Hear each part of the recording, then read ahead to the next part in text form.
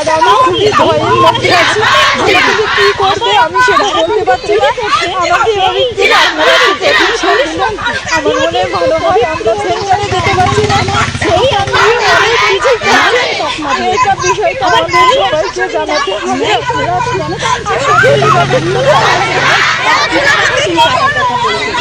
তো সেই জন্যই তারা বলছে আমরা যে কেন ঠিক টাকা হলো তার উত্তর নেওয়ার জন্য আমরা আজকে এসেছি। এই টাকাগুলো স্বাস্থ্য দপ্তর থেকে ব্লকে ছেড়ে দিয়েছে, গায়ে রাখছেন না।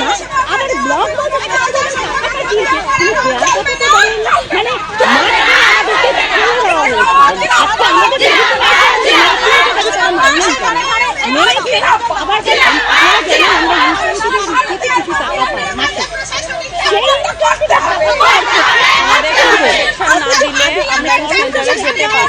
অন্নপূর্ণা ভান্ডারে কাজ করতে গিয়ে বা নিরাপত্তাহীনতার অভিযোগে ফেটে পড়লেন গাইঘাটা ব্লকের আইসিডিএস কর্মীরা।